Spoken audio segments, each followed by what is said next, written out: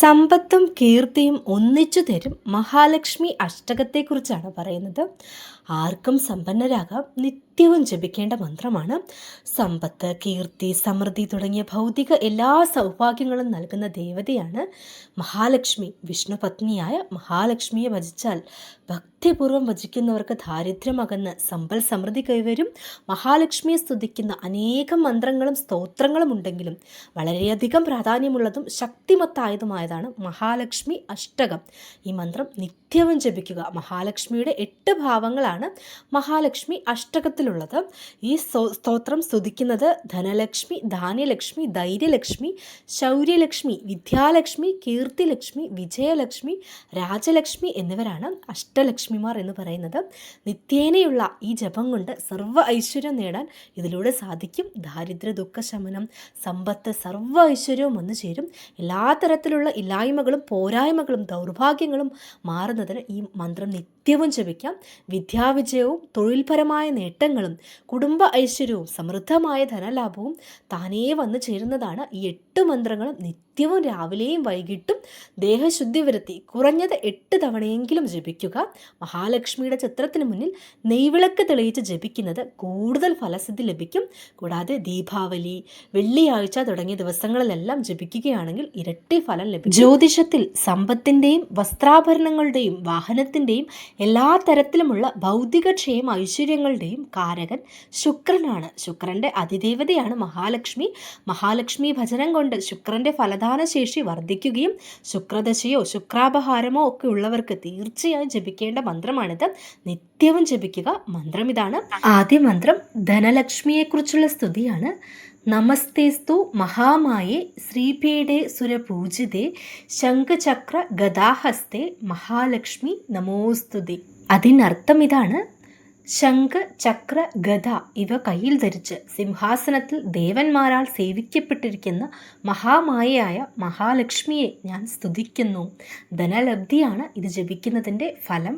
അടുത്തത് ധാന്യലക്ഷ്മിയാണ്. നമസ്തേ ഗരുഡാരൂഢേ കോലാസുര ഭയങ്കരി സർവപാപ ഹരേ ദേവി മഹാലക്ഷ്മി നമോസ്തുതേ. അർത്ഥം ഇതാണ്: കോലാസുരനെ വധിച്ച് ഗരുഡന്റെ മേൽ ഇരിക്കുന്ന ആശ്രയിക്കുന്നവരുടെ സർവ്വപാപങ്ങളും ഇല്ലാതാക്കുന്ന മഹാലക്ഷ്മിയെ സ്തുതിക്കുന്നു. മുജ്ജന്മ പാപനാശവും ധാന്യലബ്ധിയുമാണ് ഈ മന്ത്രത്തിൻ്റെ ജപഫലം എന്ന് പറയുന്നത്. അടുത്തത് ധൈര്യലക്ഷ്മി. സർവജ്ഞേ സർവവരദേ സർവദുഷ്ട ഭയങ്കരി സർവദുഃഖ ഹരേ ദേവി മഹാലക്ഷ്മി നമോസ്തുതേ. അർത്ഥം: സർവർക്കും സർവവരങ്ങളും നൽകിക്കൊണ്ട് സർവദുഷ്ട ശക്തികളെയും നശിപ്പിച്ച് സർവദുഃഖങ്ങളെയും ഇല്ലാതാക്കുന്ന ജ്ഞാനമൂർത്തിയായ മഹാലക്ഷ്മിയെ സ്തുതിക്കുന്നു. ഭയം മാറി ആത്മധൈര്യം വന്നു ചേരാൻ ഈ മന്ത്രം സഹായിക്കുന്നതാണ്. അടുത്ത മന്ത്രം ശൗര്യലക്ഷ്മിയെക്കുറിച്ചാണ്. സിദ്ധിബുദ്ധി പ്രദേ ദേവി ഭൂക്തിമുക്തി പ്രദായിനി മന്ത്രമൂർത്തി സദാദേവി മഹാലക്ഷ്മി നമോസ്തുതേ. അർത്ഥം ഇതാണ്: ആശ്രയിക്കുന്നവർക്ക് സർവ്വസിദ്ധികളും വിശേഷബുദ്ധിയും ഭൗതിക ഐശ്വര്യങ്ങളും ആത്മജ്ഞാനവും നൽകുന്ന മന്ത്രമൂർത്തിയായിരിക്കുന്ന മഹാലക്ഷ്മിയെ ഞാൻ സ്തുതിക്കുന്നു. ബുദ്ധിശക്തിയും വിശേഷപ്പെട്ട സിദ്ധികളും സർവ്വ ഐശ്വര്യവുമാണ് ഈ ജപത്തിൻ്റെ ഫലം. അടുത്ത മന്ത്രം വിദ്യാലക്ഷ്മി മന്ത്രമാണ്. ആദ്യന്തേ രഹിതേ ദേവി ആദ്യശക്തി മഹേശ്വരി യോഗജേ യോഗസംഭൂതേ മഹാലക്ഷ്മി നമോസ്തുതേ.